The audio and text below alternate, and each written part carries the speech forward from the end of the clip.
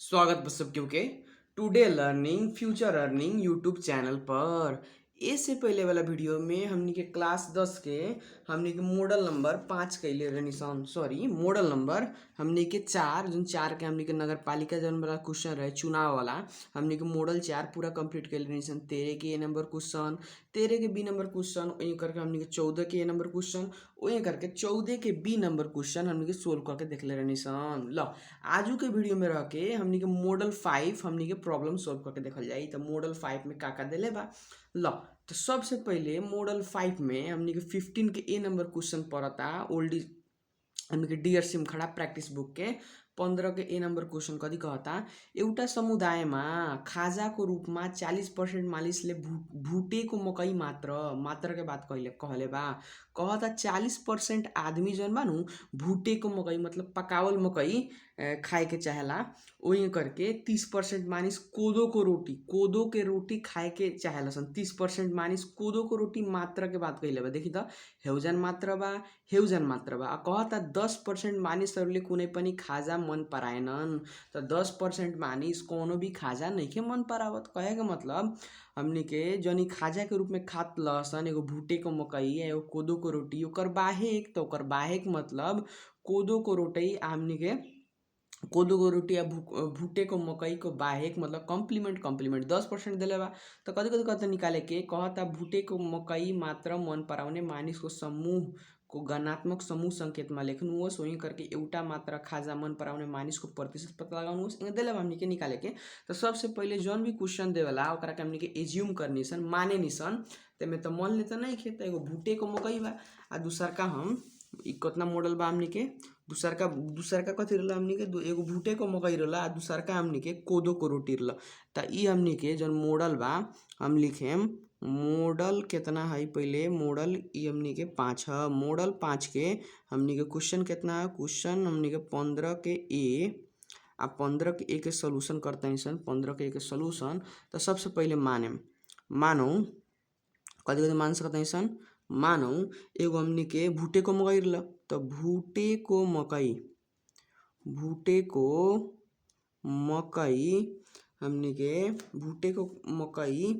हमनी के खान मन पराउनेलाई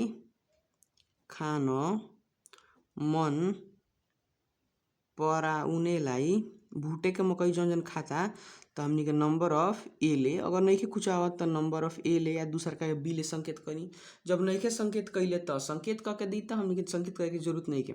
नंबर ऑफ ए ले आ एगो भुटेको मकै पर से हमनी कथी बा कोदो को रोटी। तो लिखम कोदो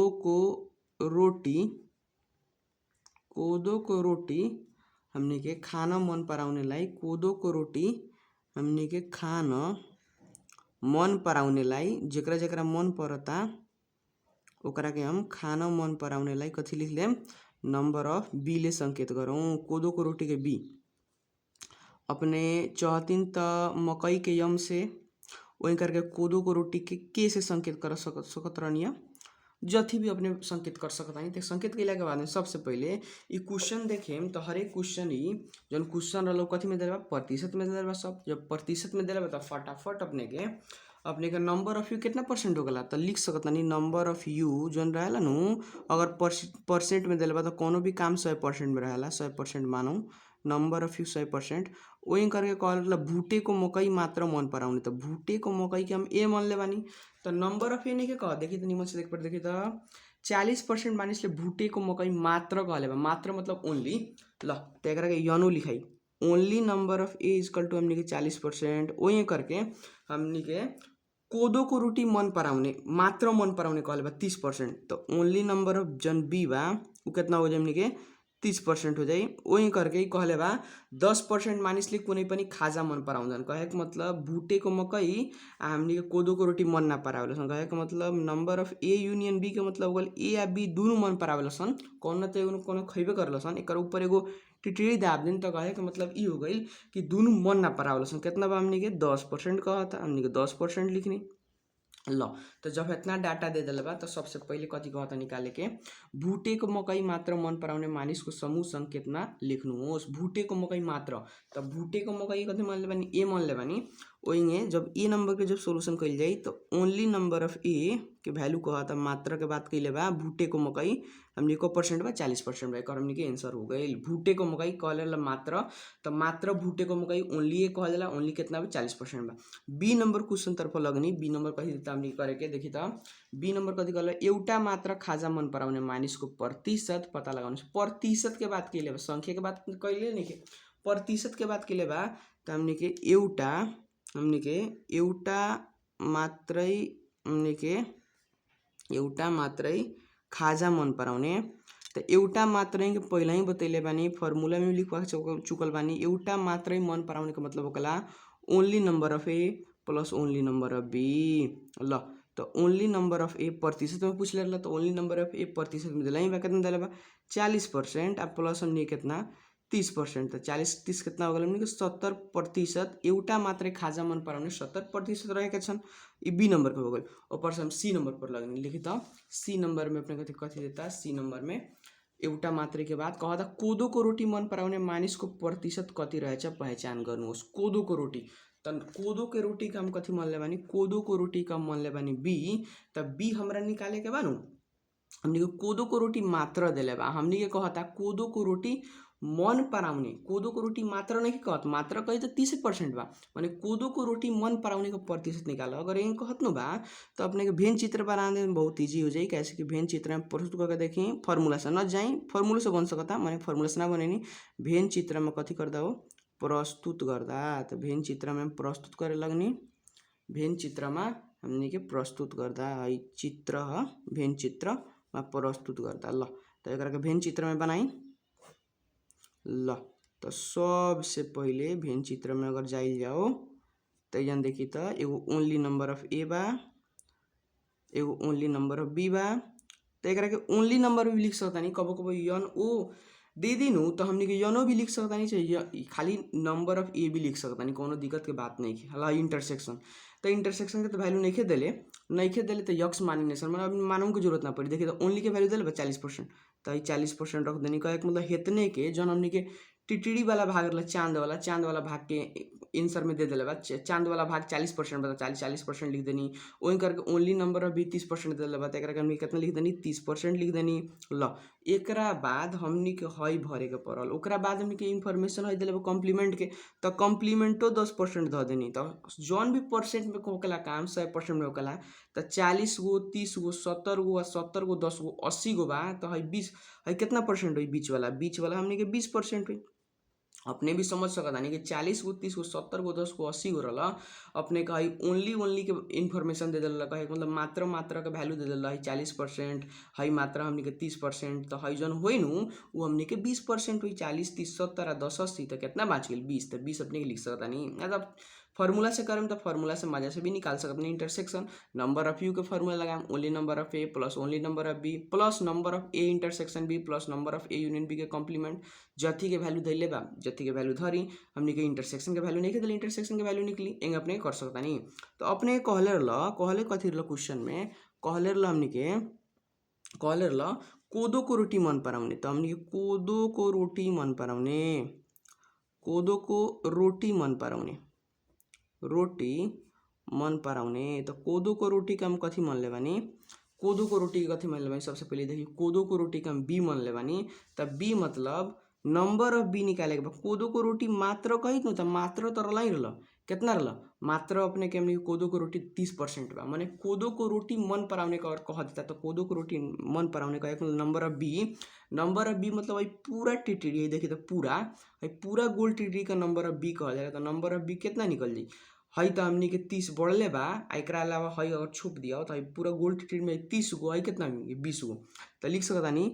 30% अब प्लस हमने के 20% अगर फार्मूला वाइज जाएम तो only number of B plus number of हमने के ए इंटरसेक्शन बी दोनों जोड़ेम तो इतना आवेला तो कितना जी हमने के 50% 50% कहाँ से लेनी है हमने के भेन चित्र बाट कहाँ से लेनी है भेन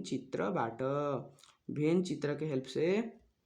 हमी सॉल्यूशन कहनी है भेन चित्र बाट हमने के लेके यानी कोदो को रोटी मन पराउने कितना परसेंट बा 50% बा ल एकरा बाद हमने के ये सॉल्यूशन के आगे बढ़ल जाओ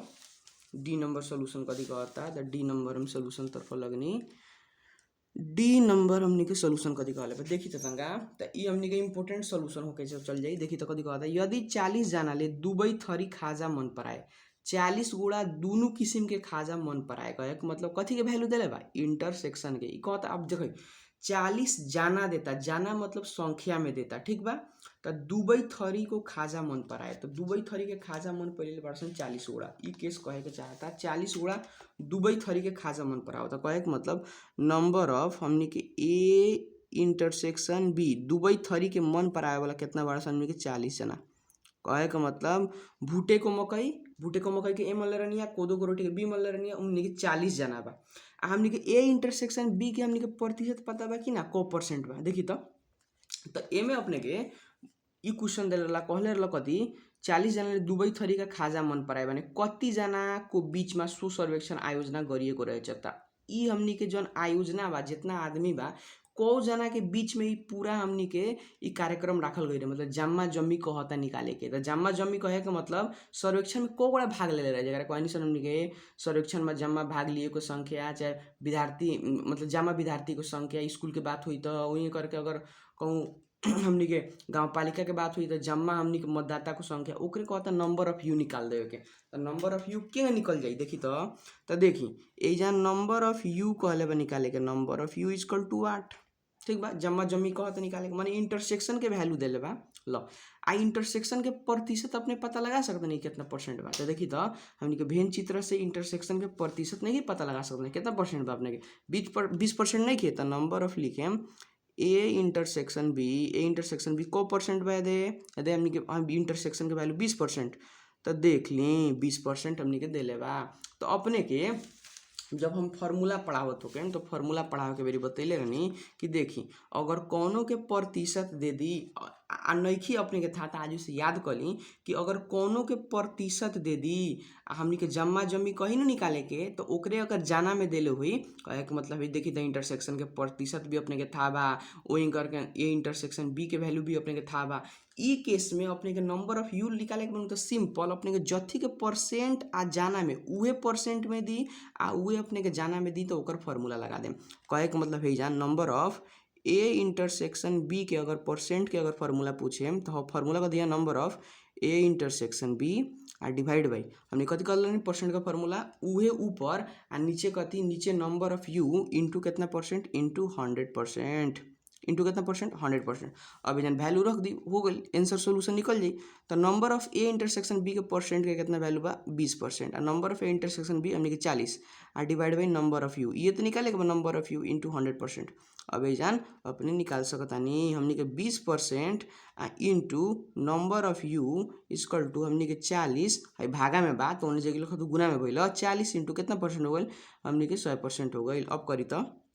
नंबर ऑफ यू बराबर कितना हो गई तो 40 इंटू 100% आई गुना में बा 20% उन्हें जाई तो कथी में हो जाई इक्वल टू कौन जाई तो 20 भागा में हो जाई तो परसेंट कट गई। तो अपने को कैलकुलेट कर सकता है नंबर ऑफ यू अपने कितना होता तो हमने के 40 इंटू 100 करके देखिए डिवाइड बाई 20 हमने के 40 इंटू 100 डिवाइड बाई 20 कितना वैल्यू आई 200। तो जौन जम्मा जम्मी आदमी बानू हमने के 200 ई जाना में निकली हमने के जाना निकाले करल तो 200 जाना हमने के सर्वेक्षण में भाग ले सन। ये अपने लिख सकता नहीं कंक्लूजन में कथी लिख सकता नहीं हमने के सो सर्वेक्षण मतलब सो सर्वेक्षण 200 जना को बीच में आयोजना गरेको थियो कथी लिख सकता नहीं अत अपने के लिख सकता नहीं सो सर्वेक्षण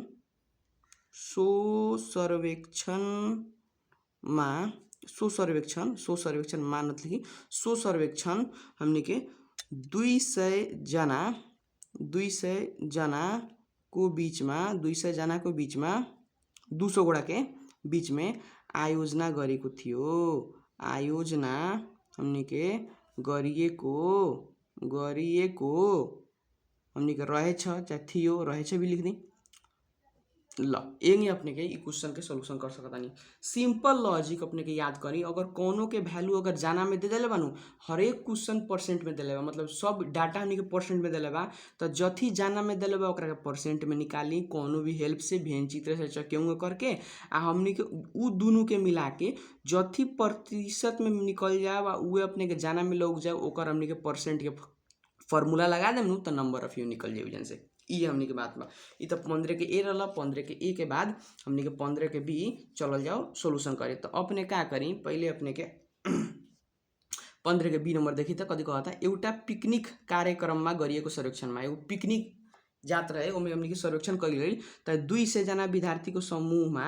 30 जनाले गीत गाउन र नाच्न दुवै मन नपराउने। त कहता कि 200 गोडा जात रहसन, त 30 गोडा हमनी के ना गीते गावे के मन परावता रहसन, ना नाचही के मन नहीं के परावसन, गीतो ना गइसन ना नचबे करिसन, दुवै न पराउने कहले बा, दुवै मन न पराउने मतलब कम्प्लिमेंट होसन। आ नंबर अफ यू हमनी के 200 जना होसन। 60 जनाले गाउन मात्र मन पराउने, मात्र के कहले बा। तो ओनली नंबर अफ गाउन के जी हमनी के 60 जना मात्र के कहले बा। ओही करके 50 जनाले नाचन मात्र मन पराउने। तो ओनली नंबर अफ नाचन कितना बा हमनी के 50 जना बा। ल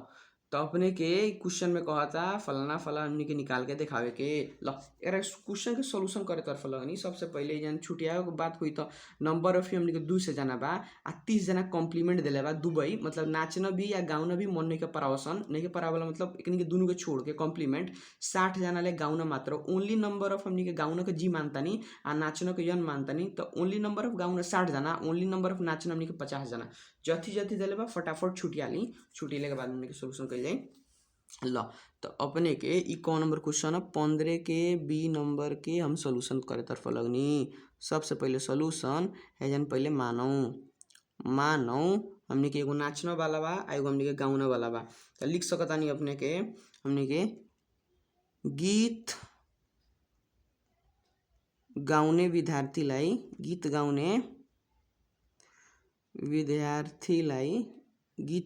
विद्यार्थीलाई नंबर अफ हमनी के जी ले, और एगो और पा कथी बा, एगो हमनी के नाचन। तो हमनी के नाचने विद्यार्थीलाई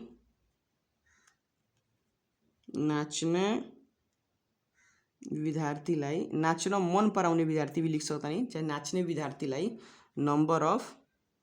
यन ले कथी गरौँ संकेत गरौँ। नाचने के यन कहतानी, गाउने के जी कहतानी,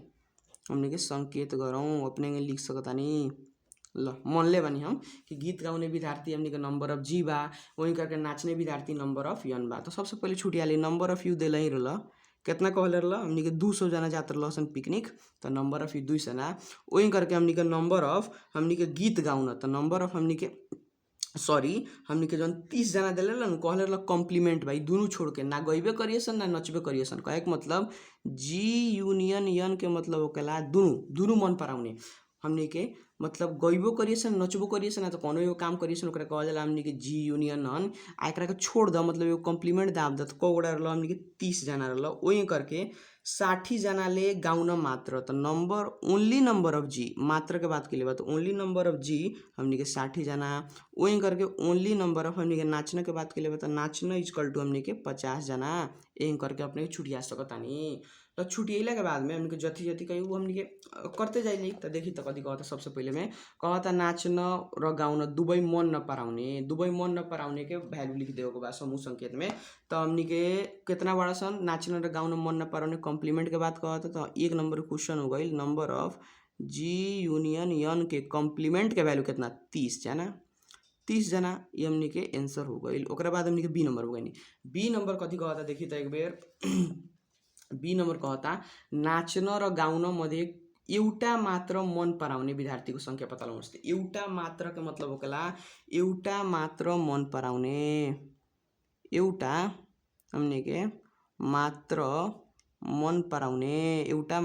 पराउने के मतलब कथी एउटा मात्र कहते मात्र हमनी के होकेला पहले ही समझ में आइसन ओनली नंबर अफ ए। तो अबिन के ओनली नंबर अफ जी हो जाई आ plus only number of B. तो अबिन के हमनी के देखल जाए तो ओनली नंबर अफ यन हो जाई। कितना बा 60 गोड़ा आ 50 गोड़ा। तो 60 गो आ 50 गो कितना हो गई अपने के 110 जना हुई। तो लिख सकतानी 110 जना एउटा मात्र मन पराउने बड़ा सन। सी नंबर देखी तो कथी कहले बा, एउटा मात्र खाएला तो एउटा मात्र मन पराउने, एउटा मात्र खाने, एउटा मात्र घूमने। तो only number of A plus only number of B जोड़े नहीं सन। और कथी बा हमनी के ल ओकरा बाद देखी तो कथी कहले बा निकाले के। ओकरा बाद कहता गाउन मन पराउने विद्यार्थी को संख्या पता लगाउनुहोस्। गाउन मन पराउने, गाउन कहे के मतलब हमनी के नंबर ऑफ जी निकाले के बा। गाउन मन पराउने नंबर ऑफ जी इक्वल टू बात मात्रा नहीं कहत हमनी के गाउन कहता निकाले के तो क्या निकाल सकता नहीं। तो सबसे पहले अगर अपने के फॉर्मूला याद ना हुई तो भेन चित्र से निकाली लिखेम। भेन चित्र में कथी करदा हो प्रस्तुत करदा। भेन चित्र के हम प्रस्तुति करेम। ल भेन चित्र में प्रस्तुत करदा तो भेन चित्र बनाई। एगो हमनी के बक्सा बना दी। बक्सा बनैला के बाद में अपने के 2 गो गोल टिटड़ी रख दी। हई एगो गोल हो गईल, हई एगो गोल हो गईल। एगोड़ा के नंबर ऑफ जी रखी। एकरा ओनली भी रख सकता नहीं वहीं कर नंबर ऑफ एन रखी। कोनो दिक्कत के बात नहीं खे। लो रखला के बाद में सबसे पहले इंटरसेक्शन भरल जाओ। तो इंटरसेक्शन के वैल्यू कितना देले बा नहीं खे देले तो नहीं खे देले हमनी के ना भरल जाओ। लो एकरा अलावा देखी तो कथी कथी देले बा हमनी के नंबर ऑफ कॉम्प्लीमेंट दे देले बा 30। तो हमनी के जन 30 भर दी। वहीं करके ओनली नंबर ऑफ जी हई जन चांद वाला टुकड़ा बा ओकर वैल्यू दे देले बा नंबर ऑफ जी में। ओनली नंबर ऑफ जी कितना 60 तो एकरा के 60 भर सकता नहीं। वहीं करके ओनली नंबर ऑफ एन कितना 50 बते जन 50 भर सकता नहीं। तो अब जोड़ के देखी तो जम्मा जमी कितना आदमी बा हमनी के 200 पुगावे के बा। हमनी के 60 गो 30 गो 90 गो आ 90 गो में 50 गो जोड़म तो कितना हो जाई 60 गो ऊपर से प्लस 30 गो एक मतलब 90 गो 90 गो में 50 गो जोड़म तो 140 गो गई। 60 गो आ 50 गो आ 30 गो तो 140 हो गई। 140 में से कितना घटा लिए 200 में से घटा लिए तो वैल्यू कितना आता 60। तो 60 जाना दोनों मन पर आवता। कहे के मतलब ई घर में हई 4 आदमी बा। 1 आदमी 2 आदमी 3 आदमी 4 आदमी हई 60 दे दिला बा हई 50 दे दिला बा 30 दे दिला तो बड़ बकी हमनी के 60 गोड़ा कथी के वैल्यू है ये हमनी के कॉम्प्लीमेंट के वैल्यू है। तो हमनी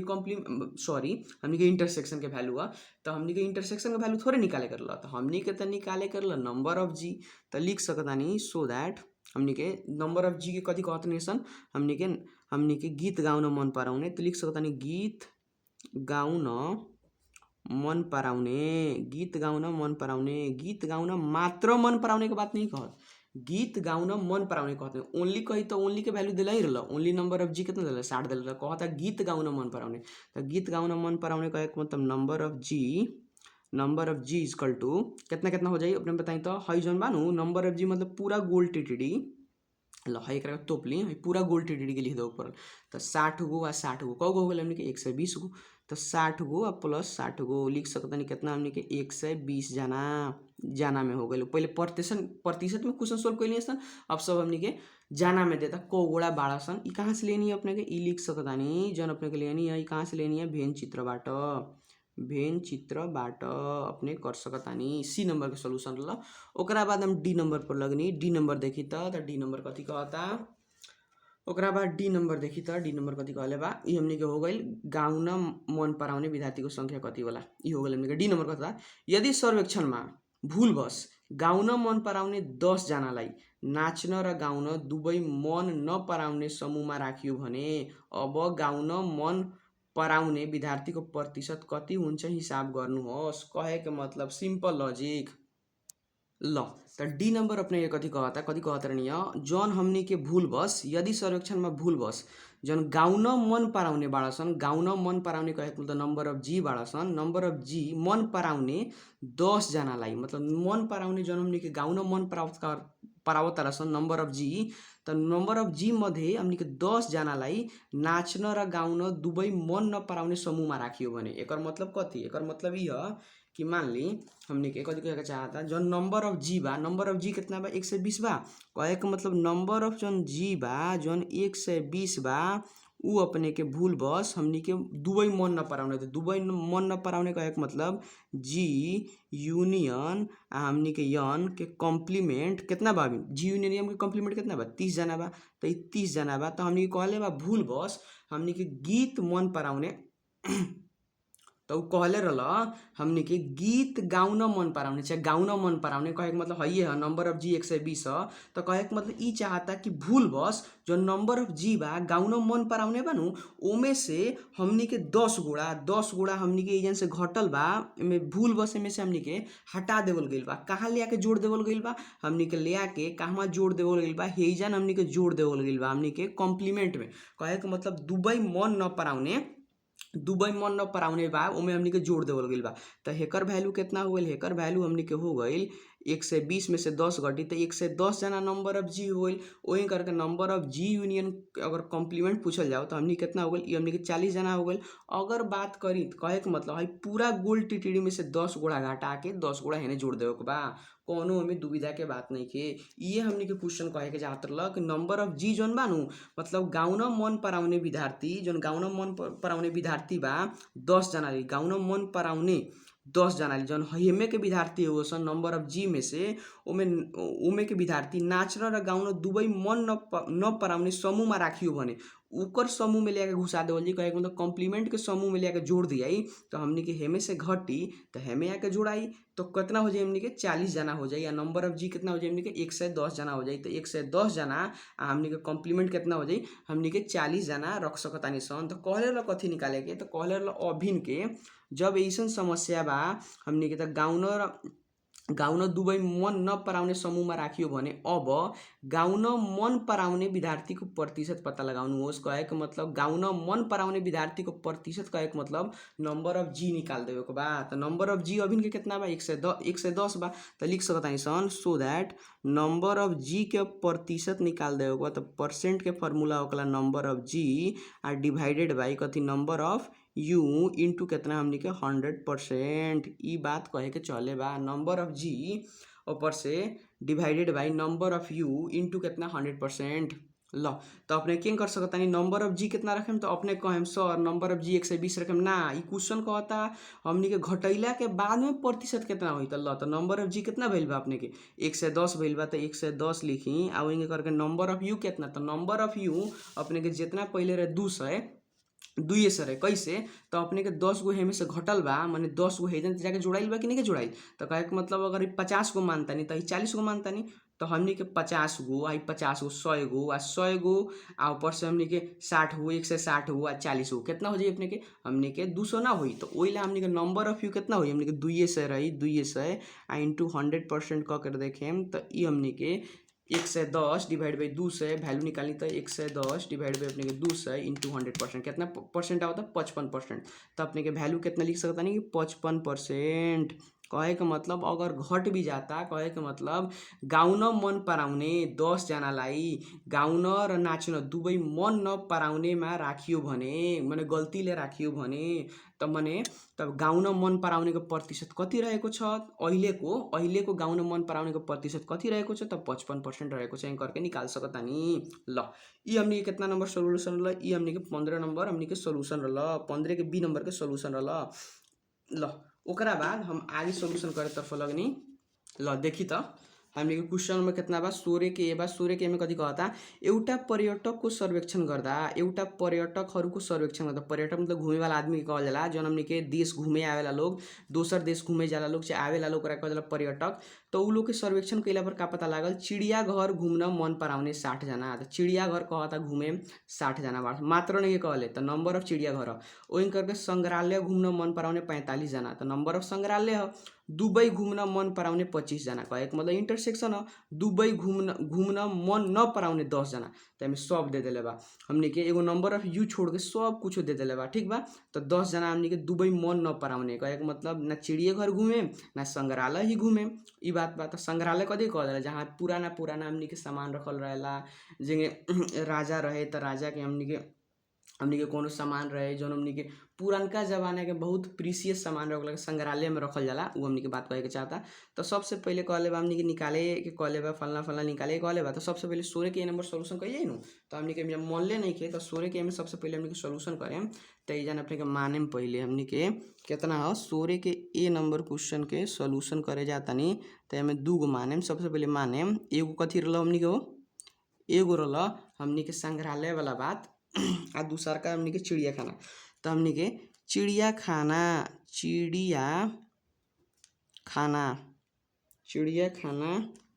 हमनी के चिड़िया घर कहले बा सॉरी चिड़िया खाना लिख देनी हम चली चिड़िया घर चाहे चिड़िया खाना चिड़िया घर हमनी के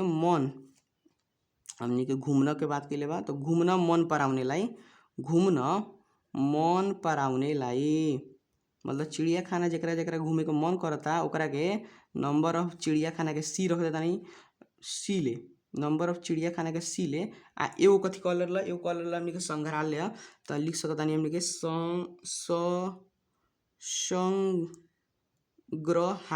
संग्रहालय लिखाई संग्रहालय हमनी के घूमन मन पराउनेलाई घूमन हमनी के मन पराउनेलाई संग्रहालय घूमन मन पराउनेलाई नंबर ऑफ कथी ले यस ले संकेत गरौँ यस ले कथी कर सकतानी हमनी के संकेत कर सकतानी यस ले हमनी के संकेत गरौँ तो यही अपने के लिख सकतानी नंबर ऑफ हमनी के चिड़ियाघर घूमन मन पराउने नंबर ऑफ सी ले र संग्रहालय घूमन मन पराउने नंबर ऑफ यस ले संकेत गरौँ तो ठीक बा। तो नंबर ऑफ यू तो नहीं देले मैं फटाफट कॉलर ल कति कॉलर ला एक बार देखी तो 60 जनाले हमनी के 60 जनाले चिड़ियाघर घूमन 60 जना संग्रहालय घूमन 45 जना ओनली नहीं कहत नंबर कहता दुबई घूमन मन पराउने 25 जना दुबई घूमन मन न पराउने 10 जना तो फटाफट सार दी नंबर ऑफ सबसे पहले हमनी के 60 जना चिड़ियाघर तो number of C equal to हमनी के 60 जना वही करके नंबर ऑफ संग्रहालय number of S equal to हमनी के 45 जना वही करके हमनी के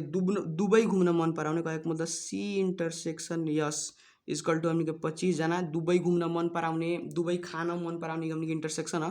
कहले दुबई घूमन मन न पराउने मतलब सी यूनियन यस कहेको मतलब पूरा घूमी आ एगो हमनी के ऊपर दाब दियो टीटी तो कॉम्प्लीमेंट कह देला हमनी के मने ना पराई कहेको मतलब 10 गोड़ा बा ई बात कहले बा सबसे पहले। तो सबसे पहले क्वेश्चन में कथी कहता निकाले देखी तो कहता संग्रहालय घूमन मन पराउने पर्यटक को समूह संकेत में लिखे संग्रहालय के बाद तो संग्रहालय के बाद अपने के पता है संग्रहालय के बाद कितना बा 45 बा। तो ए नंबर क्वेश्चन के नंबर ऑफ संग्रहालय घूमन मन पराउने कति जना रहेको छन् 45 जना रहेको छन्। बी नंबर पर गइनी तो बी नंबर कति कहता देखी त एक बेर बी नंबर अपने कति कहता निकाले के कहता जम्मा कति पर्यटकहरू सर्वेक्षण गरिएको थियो मतलब कवटा कहिले नंबर ऑफ यू कहता निकाले के। तो अगर नंबर ऑफ यू के फॉर्मूला से जाए तो फॉर्मूला से अपने निकाल सकता नहीं हमें कोनो दिक्कत के बात नहीं के ना तो अपने के भेन चित्र बनाओगे तो भेन चित्र निकाल दी भेन चित्र से बहुत इजी होकला हमनी के ल तो भेन चित्र में हम प्रस्तुत करता नहीं भेन चित्र में हमनी के प्रस्तुत करदा अगर अपने फॉर्मूला से बनाएम तो हमनी के number of C number of S minus intersection plus complement कर सकता नहीं ल। तो एकरा के हम सबसे पहले एकरा के हमनी के यू के रखनी सन दूगो गोल टिटड़ी दूगो गोल आ एगोड़ा के नंबर ऑफ चिड़ियाखाना नंबर ऑफ सी कहतानी नंबर ऑफ संग्रहालय के कथी कहतानी यस कहतानी। सबसे पहले इंटरसेक्शन भराई इंटरसेक्शन के वैल्यू कितना 25 जना है 25 जना बा। नंबर ऑफ सी पूरा दे दिले बा पूरा कितना दिले बा पूरा अपने के 60 बा तो 60 में से अपने 25 घटा दें तब न वही चांद वाला टुकड़ा आ जाए तो कितना हो जाए हमने के 60 में से 25 घटा दो 60 में से 25 कितना वैल्यू आता है 35। तो ओनली नंबर ऑफ अगर चिड़ियाखाना कहलो चिड़ियाखाना मात्र घूमन मन पराउने हमने 35 जना बा वही करके नंबर ऑफ यस पूरा हमने के 45 जना बा संग्रहालय घूमन मन पराउने 45 जना बा मैंने 25 जना तो पहले ही से बा।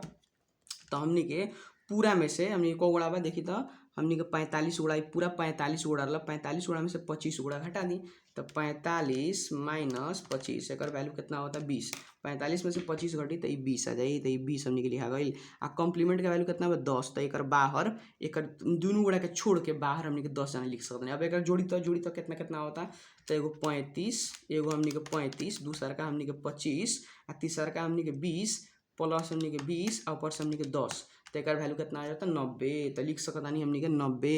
35 गो आ 25 गो आ 20 गो जोड़नी है 20 गो 10 गो 30 गो अपने के कितना आइल 35 25 20 और 10 90 जना आइल तो 90 जना के कह सकता नहीं जो यू हनु 90 जना है तो कहलिए कह सकता जम्मा संख्या चाहे सर्वेक्षण में भाग लिए जम्मा संख्या सर्वेक्षण गरिएको जम्मा संख्या नंबर ऑफ यू कितना हमनी के लिख सकता है सन हमनी के 90 जना लिख सकता है सन जोड़ के आई पूरा चाहे तो अलग अलग जोड़ सकते हैं 35 25 20 10 धके जोड़ के आ लिख सकते हैं कहाँ से लेनी है हमनी के भेन चित्र से लेनी है सन भेन चित्र से नंबर ऑफ यू निकलनी है सन ई बी नंबर के सोल्यूशन ल। सी नंबर के सोल्यूशन करे जाए तो सी नंबर में कथी कहते देखी तो कथी कहता चिड़ियाघर मात्र घूमन मन पराउने पर्यटक को संख्या पहचान गर्नुहोस् चिड़ियाघर मात्र तो भन्नु बताइ नि चिड़ियाघर मतलब ओनली नंबर ऑफ चिड़ियाघर कितना बा अपने के ओनली नंबर ऑफ चिड़ियाघर हमनी के 35 बा तो ओनली नंबर ऑफ सी चिड़ियाघर इक्वल टू हमनी के 35 जना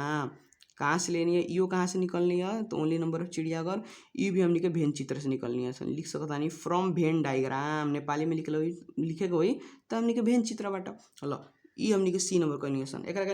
भाषा में भी लिख सकता है चिड़ियाघर मात्र मन पराउने, only number of C equal to 35। ल डी नंबर देखिए तो कति कहता हमनी के, कहता बढीमा एउटा स्थान घुम्न मन पराउने, बढीमा र कम्तीमा एउटा स्थान घुम्न मन पराउने पर्यटकको संख्या तुलना गर्नुहोस्। तो ये तो हमनी के क्वेश्चन खेले जैसन हो गइल बा। हमनी के बॉडी एउटा मन पराउने के हमनी के यादे बा, कथी कहल जाला, बॉडीमा एक बार फर्मुला बोली त अपने हम सुनतानी, बोली त बॉडीमा एउटा स्थान मन पराउने, बॉडीमा एउटा स्थान मन पराउने हमने के दूर दूर बानी सन, तेपरो हम अपने फर्मुला सुनतानी, अपने के था होई बॉडीमा एउटा मन पराउने कथी होकला। हाँ सही बोलनी कथी बोलनी, तो हमने के बतैले बानी ओनली नंबर ऑफ ए, कहे मतलब only number of C plus हमने के ओनली नंबर ऑफ यस आ प्लस नंबर ऑफ हमने के सी यूनियन यस के कम्प्लीमेंट, तीनों के जोड़ देवला तो कहल जाला बॉडी में एउटा मन पराउने। एकरा कहल जा सकता number of C intersection S के कम्प्लीमेंट भी कहल जा सकता। बॉडी में एउटा मन पराउने अगर संकेत करे के हो तो संकेत करे निसन। ल तो ओनली नंबर ऑफ सी कितना, तो ओनली नंबर ऑफ सी खाली हमनी के चांद वाला टुकड़ा हमनी के 35 गो, तो 35 गो आ plus only number of yes हमनी के कगो हमनी के 20 गो, तो 20 गो जोड़नी या कम्प्लीमेंट कगो तो 10 गो, तो 20 गो आ 10 गो 30 गो आ 30 गो आ 35 गो अपने कर सकता नहीं, तो 65 गो आई हमनी के 20 गो 10 गो ऊपर से 35 गो कगो आई हमनी के 65 गो। तो हमनी के लिख सकता नहीं बॉडी में एउटा मन पराउने कगोड़ा बड़ा सन हमनी के 35 जना बाड़ा सन। तुलना कथी करे करला, तो बॉडी में एउटा मन पराउने र के बाद कथी कहले रहल हमनी के कम्तीमा एउटा मन पराउने। तो अपने भी पता होई कि हमनी के कम्तीमा एउटा स्थान घुम्ने चाहे मन पराउने, स्थान घुम्ने तो अपने के पता भी बा कि अगर अपने के कम्तीम में दे दिलक तो कम्तीम में कहे के मतलब कम से कम कम्तीमा वर्ड आ गइल तो ओकरा कहल जाला हमनी के सी नंबर ऑफ कथी, सी यूनियन यस कहल जाला। मतलब सी के आ यस के पूरा पकड़ लेवे बोलता, सी आ यस के पूरा है सी है यस है एकर पूरा पकड़ ली, मतलब 35 25 आ 20 अपने के जोड़ सकता नहीं 35 प्लस हमनी के 25 प्लस अपने के 20। अगर ना जोड़े के मन एक बार कैलकुलेटर करके रखे के तो रख दी। ल कितना होता अपने के 35 25 और 20 एक वैल्यू आता हमनी के 80, तो एक लिख सकता है कितना हमनी के 80 जना। अपने ये भी कर सकते हैं, तो फार्मूला याद है बा सी यूनियन एस के फार्मूला वाला only number of C only number of S minus हमनी के इंटरसेक्शन ये भी कर सकता नहीं। तो हमनी के हो गई कथी कम्ती में एउटा स्थान घूमना मन पराउने है निकल गई है निकल गई। कहला तुलना करे के तुलना हमनी के बहुत विभिन्न तरीका से कर सकता है। हम अनुपाते निकाल देनी, अनुपात इजी रहेला। ल तो ना कहीं नु जब तक ले कथी से तुलना कर कही कि कितना ले बड़ी छ कितना ले कमी छ, तो अपने के कह दिला कि कमी बड़ी तो कमी बड़ी निकाले के बारे नहीं तो अपने कुछ कर सकता नहीं। तो हम जन अनुपात निकाले गई नहीं हमनी के अनुपात इक्वल टू कथी लिख सकता नहीं नंबर ऑफ सबसे फर्स्ट में कौन दिला तो बॉडी में एउटा मन पराउने तो लिखे number of C intersection S के कम्प्लीमेंट जन पहले लिखे जन बाद में दी बाद में लिखे तो नंबर ऑफ हमनी के सी यूनियन यस नीचे कहल कथी कहे के चल रहल बढीमा एउटा मन पराउने र कम्तीमा एउटा स्थान घुम्न मन पराउने को तुलना गर्नुहोस्। त बढीमा एउटा मन पराउने कहेको मतलब हमनी के इंटर कम्प्लीमेंट। ल तो एक हमनी के वैल्यू निकलिए गई बा, हमनी के जौन फर्स्ट में दिले बा फर्स्ट में धरी या पीछे दिले बा जौन पीछे धरी। तो हमनी के कम्प्लीमेंट जौन सी इंटरसेक्शन यस के कम्प्लीमेंट बा कगोड़ा बा हमनी के 35 जना, तो 35 जना लिखनी आ हमें कितना लिख सकता नहीं हमनी के 80 जना, तो 80 जना लिखनी 5 के टेबल में हमनी के दोनों के काट सकता नहीं कितना हमनी कट सकता 5 के टेबल में देखिए तो हमनी के 35 डिवाइड बाई 5 कहे के मतलब 7 आवता। अपने 80 के काटेम 80 के तो 80 के काटेम 5 बेर में कितना हो जाता 5 डिवाइड 80 डिवाइड बाई 5 एक होता हमनी के 16, तो 7 डिवाइड बाई 16 एक कथी लिख सकता नहीं 7:16 लिख सकता नहीं। कथी लिख सकता नहीं 7:16 लिख सकता नहीं। ल तो जौन हमनी के आंसर निकलनी है सनु हल्का सुखी गलती हो गई बा ओकरा ला हमनी के सॉरी कहे के चाहे कथी भइल बा कि तंका सुखी गलती ये भइल बा कि 35 20 आ 10 जौन अपने के जोड़े वाला बा वो जोड़ के हमनी के 35 ना होई कितना होई सॉरी हमनी के कितना हो सकता है देखी तो एक बेर कबो गलती हो जाला। हमनी के एक आदमी बा एक आदमी के कैलकुलेट करे के पड़ता हर एक चीज़ करे के पड़ता। तो हमनी के 65 लिखे के चाहिए तो हमनी कितना लिख दिले नहीं हमनी के अनजाने से भूले से हमनी कितना लिखा गया 65 लिखा गया। तो 35 लिखा गया तो हमनी के 65 लिखे के चाहिए तो हमनी के 65 ना लिखा के 35 लिखा गया। ल तो ओकरा के तनका हमनी के सचियाव तरफ लगनी हमनी के हई जन मानू ये हमनी के गलती हो गई। एकरा के हम एगो इजकल टू अब लिखे गए नहीं हमने के सी इंटरसेक्शन यस के कॉम्प्लीमेंट के वैल्यू कितना हमने के 65 तो हम 65 लिखनी या डिवाइड बाई कितना हमने के 80। अब अपने के करी अब सही आई। अब अपने के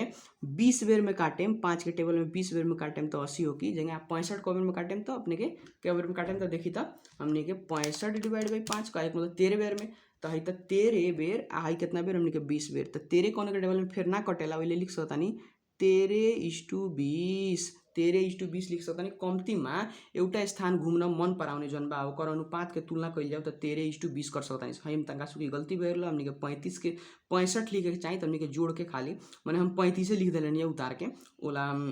सॉरी मांगता नहीं ल ओकरा आगे चल जाओ हमने के 16 के ए नंबर सोल्यूशन कइनी सन 16 के ए नंबर सोल्यूशन ये हमने के पूरा सोल्यूशन हो गई 16 के ए नंबर ABCD रहला ओकरा बाद हमने के आगे चल जाओ आगे हमने के कितना बा हमने के 16 के बी बा 16 के बी कथी कहता एउटा सर्वेक्षणमा एउटा समूहमा गरिएको सर्वेक्षणमा 40 जना मानिसले साहित्य मन पराएको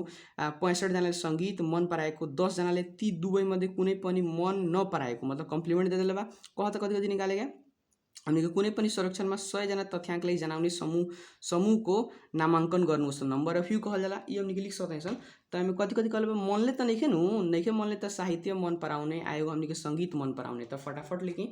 साहित्य आ संगीत के कौन नंबर क्वेश्चन है 16 के बी नंबर करेगा नहीं हमने के 16 के बी के सोल्यूशन लिख सकता नहीं मानौ कति लिख सकता नहीं एगो साहित्य का बात बा तो लिख सकता नहीं मानौ साहित्य मन पराउनेलाई साहित्य साहित्य साहित्य कहला हमने के गजल कहे के शायरी कहे के ओकरे कहला साहित्य मन पराउनेलाई साहित्य मन पराउनेलाई नंबर अफ हमने के ए ले अपने कुछो नहीं तो ए से कर देम अब में दिक्कत के बात नहीं कि साहित्य के हमने के ए से मन निशान आएगो हमने के संगीत रहला तो संगीत मन पराउनेलाई संगीत मन पराउनेलाई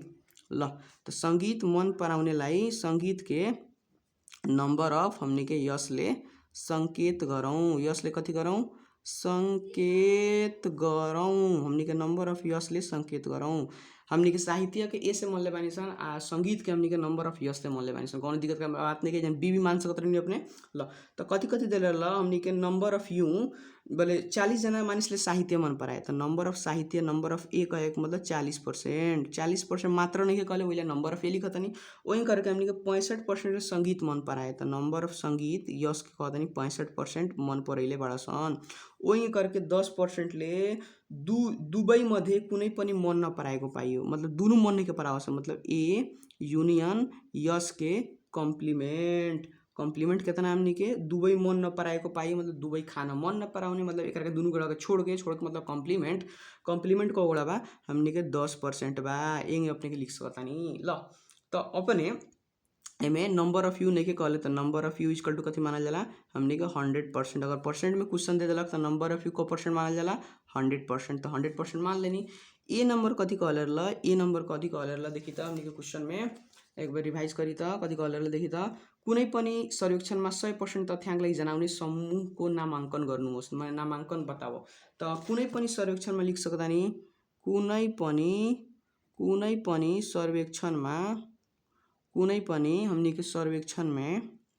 कुनै पनि सर्वेक्षणमा 100% तथ्याङ्क 100% हमने के तथ्याङ्कलाई जनाउने 100%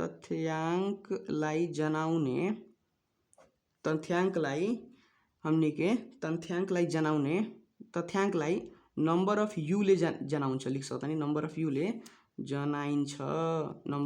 ले जनाइन्छ कथी से जनाउने छ नंबर अफ यू मतलब जम्मा जमी जन 100% रहेला ओकरा नंबर अफ यू से जनाउने छ बी नंबर के करी त बी नंबर कथी देले बा कथी कहता यदि त्यो समूहमा 30 जनाले साहित्य र संगीत दुवै मन पराएको पाइयो भने उक्त सर्वेक्षणमा कति जनाले भाग लिएका थिए 30 जना में देला बा सब क्वेश्चन कथी में देता परसेंट में देता कथी हमनी के जना में देता दुबई मन पराउने मतलब इंटरसेक्शन के वैल्यू 30 जना देता तो इंटरसेक्शन के वैल्यू अब उससे पहले वाला में डिस्कस कैनी है अगर अपने के जन जाना में दे दी कहे के मतलब ओकर हमनी के परसेंट में निकाल लें तो नंबर ऑफ यू निकल जाई परसेंट के फार्मूला लगा के तो वही में कहे के मतलब कथी के वैल्यू दे देला बा तो नंबर ऑफ हमनी के ए हमनी के इंटरसेक्शन यस कहे के मतलब साहित्य आउरी हमनी के संगीत हमनी के दुबई मन पराउने कौ जना रहल बा 30 जना रहल बा तो 30 जना तो अपने एजान जब अपने के जना में निकल गई तो अपने के परसेंट में अगर एगो निकाल लेम नु मतलब ए इंटरसेक्शन यस के परसेंट इजकल टू वाट तो अपने क्वेश्चन कर सकता नहीं अपने मजा से नंबर ऑफ यू निकाल सकता नहीं कैसे कि इंटरसेक्शन परसेंट के फॉर्मूला कथी होला जति देले बा उ divide by number of U into 100%। ल तो ई निकालेला सबसे पहले परसेंट में निकाले के बाद तो अपने के अब फार्मूला वाइज भी हम करा सकता नहीं जगह फार्मूले वाइज निकाले के पड़ल तो नंबर ऑफ यू के फार्मूला कथी हो जाला 16 के भी हमने के नंबर ऑफ यू के फार्मूला होकला नंबर ऑफ ए प्लस हमने के number of A plus number of S minus number of A intersection S अब इनके केस में A intersection B plus number of A union B के कॉम्प्लीमेंट कहे मतलब ए यूनियन यस के कॉम्प्लीमेंट। ल तो नंबर ऑफ यू कितना परसेंट हमने के 100% हमने के फार्मूला से निकालते हैं सर नंबर ऑफ यू कितना हमने के 40% नंबर ऑफ यस कितना हमने के 65% माइनस हमने का number of A intersection yes ये तो परसेंट में निकाले के अपने कहें कि सर एक वैल्यू 30 जना दिलाई ना लिख दिए बिल्कुल गलती सरासर गलती हमने के इंटरसेक्शन के वैल्यू जना में दिले बा सब क्वेश्चन कथी में देता परसेंट में देता ई बात के खास ख्याल रखल जाई आ प्लस हमने के ए यूनियन यस के कॉम्प्लीमेंट के वैल्यू कितना 10% जना कहता नहीं सॉरी हमने के 100% इजकल टू अब जोड़ी तो 40 गो 65 गो 10 गो कितना होता अपने के 40 गो 65 गो 10 गो कहे मतलब 115% तो 115% अपने कहीं जोड़नी है तो पूरा वैल्यू हई जोड़ के आई 115 minus number of A intersection S अब ए इंटरसेक्शन यस के वैल्यू के निकाल सकता है तो 100% आई प्लस 115 बा जाई तो हमने की एने जाई तो इक्वल टू के एने जाई तो माइनस हो जाई आ minus number of A intersection yes ऊपर से इंटरसेक्शन यस के वैल्यू निकाली तो फटाक से ना हमने के -15 आई -15% equal to minus number of हमने के ए इंटरसेक्शन यस हाई माइनस कट गई तो सो दैट नंबर ऑफ हमने के ए इंटरसेक्शन यस के परसेंटेज कितना आ गई 15% आई कितना परसेंट आई 15%। अब ये देखी एकर वैल्यू हमने के 15% आइल एक हमने के जाना में तो था रहा जाना कितना रहा हमने के जाना अगर देखें तो ए इंटरसेक्शन यस 30 जना रहा तो हमने के नंबर ऑफ यू निकाला जा सकता को बार बताइनी हमने के ई बिल्कुल लॉजिके बा हरदम हमने के अगर कोनो जाना में देता ओकरे हमने के परसेंट में निकाले के पड़ी जगह अभी इंटरसेक्शन के वैल्यू जाना में देना तो ओकरे हमने के परसेंट में निकाले में निकलला के बाद में हमने के number of A intersection S के परसेंट निकाले के फॉर्मूला लिखे तो जथी परसेंट निकाले जाम उहे हमने के ऊपर रही आ divide by number of you into कितना 100% कर सकतानी ल ओकर वैल्यू धरी तो ए इंटरसेक्शन यस के वैल्यू हमने के 15% इक्वल टू हमने के ए इंटरसेक्शन यस हमने के जाना में तो पते बा हमने के परसेंट वाला ठाव में नंबर वाला के नंबर के ठाव में number of you into 100% lop करके निकाली तो फटाफट क्या कर सकता नहीं तो 15% into number of U equal to हमने के 30 इंटू हमने के 100% लव कैलकुलेट करी 15% गुना है बा अपने के ओने जाई तो कथी में हो जाई भागा में हो जाई तो number of U equal to हमने के 300 इंटू 100% डिवाइडेड बाई हमने के 50% तो नंबर ऑफ यू कितना आ गई number of U equal to कितना निकल सकते कैलकुलेट कर सकते परसेंट से परसेंट कट गई तो 30 इंटू 100 आ डिवाइड बाई 15 कितना कर सकते हैं 30 इंटू 100 आ डिवाइड बाई हमने के 15 एक वैल्यू कितना 200 तो एक लिख सकते हैं जम्मा जमी कितना आदमी रहे हमें तो 200 जाना रहे ई अपने के हमने के बी नंबर लौकर हमने के बी नंबर के सोल्यूशन करके देखनी सन सिंपल लॉजिक याद करी अगर कोनो जाना में देता तो ओकरे परसेंट में पहले निकाले क्यों के तरीका से भेन चित्र से भी निकाल सकते नहीं तो फार्मूला से निकालिए नु अपने भेन चित्र से भेन चित्र से 15% निकाल लेतीन आ ओकरे हमने के फार्मूला लगैतीन तो नंबर ऑफ यू निकल जाई ओकरे प्रतिशत के फार्मूला लगा तो नंबर ऑफ यू निकल जाई ये हमने के बी नंबर सी नंबर कथी कहता साहित्य मात्र मन पराउने मानिस को संख्या पता लगाओ साहित्य मात्र मन पराउने तो साहित्य मात्र के बात करें अब फार्मूला से गए तो पूरा फार्मूले से करता नहीं हम साहित्य मात्र तो साहित्य कथी मान ले बानी ए कितना बा 40% मात्र के बात कैले बा तो हमनी के साहित्य मात्र सी नंबर के सोल्यूशन करे जाम नु तो साहित्य मात्र मतलब ओनली नंबर ऑफ ए निकाले के बाद फार्मूला कथी हो जाई नंबर ऑफ ए में से माइनस नंबर ऑफ हमनी के ए इंटरसेक्शन यस घटा दें तो फिर केना निकल जाई ल तो नंबर ऑफ ए के अगर बात कहें न तो नंबर ऑफ ए कितना रहा अपने के अपने देख सकता नहीं परसेंट में अभी दिले रहा हमें संख्या में क्वेश्चन संख्या में आंसर पूछता तो 40% भाई 40% इंटरसेक्शन कितना आइल तो हमने के इंटरसेक्शन तो भल निकल कितना हमने के 15% तो हमने के नंबर ऑफ ए के फार्मूला अपने के पता हुई नंबर ऑफ ए के formula number of A minus intersection हमने के अगर नहीं के था अपने के नहीं था तो अपने के हम लिखवा दे रहे देखी तो हमने के ओनली नंबर ऑफ ए के फॉर्मूला कथी होला number of A minus intersection ठक्के हुए फॉर्मूला लगैले बानी कहे के मतलब अबिन के केस में ओनली नंबर ऑफ ए तो नंबर ऑफ ए माइनस हमने के इंटरसेक्शन ये इंटरसेक्शन यस बा तो सबसे पहले जाना में कहले तो परसेंट में निकाल लेम तो हमने के 200 जितना जमा जमी आदमी बा ओकर हमने के परसेंट काट लेम ताकि नंबर ऑफ ए कितना बा नंबर ऑफ ए हमने के 40% ला तो 40% लिखनी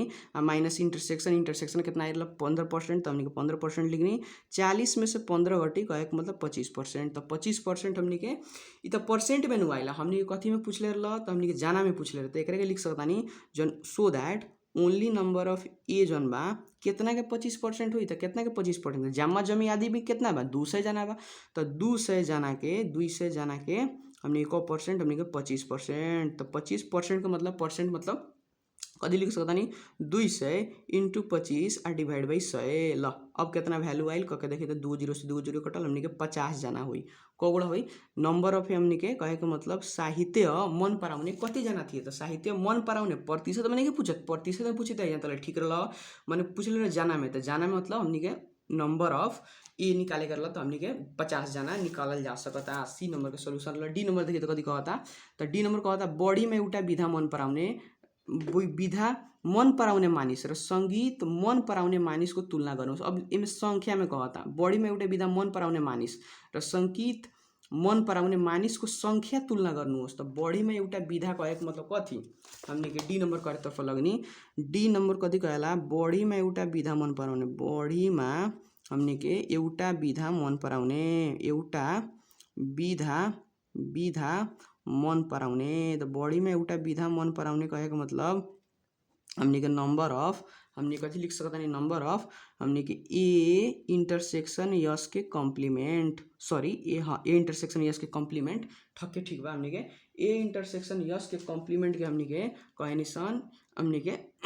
ई कहे निशान तो कथी कथी लिख सकता निशान तो एगो तो हमने के ओनली नंबर ऑफ ए आ प्लस हमने के ओनली नंबर ऑफ बी आ प्लस कथी हमने के number of A union S के कॉम्प्लीमेंट एगो हमने के भेन चित्र ना निकलला से भेन चित्र ना बनवाला के चलते हमने बहुत सारा फॉर्मूला याद करे के पड़ेला ओइला भेन चित्र से करम तो इजी पड़ी अब देखी तो ओनली के वैल्यू दे देलबा कितना परसेंट 25% तो 25% लिख देम plus only number of B तो नहीं के देले तो फिर हमने के जन ओनली नंबर ऑफ बी बा